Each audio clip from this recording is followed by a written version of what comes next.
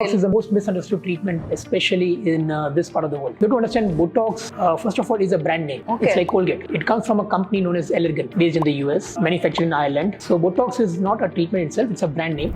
The name of the treatment is basically neuromodulator. So basically what it does is it relaxes your muscles or relaxes your sweat glands. So जब muscles आपके relax होते हैं, automatically आपकी wrinkles बनना कम हो जाती है because your movements are not hyperactive anymore. Many people have hyperactive movements. They have a habit of raising their eyebrows too many times, smiling too many times, and then you see those wrinkles coming in. Initially at a young age, those wrinkles only come when you do that movement. But over a period of time, it's like bending a paper multiple times. The skin loses elasticity and that wrinkle becomes permanent. Botox cannot treat permanent wrinkles. So Botox is more of preventive than corrective. You are preventing those wrinkles from coming in so that you don't have to correct them in the future. Makes sense.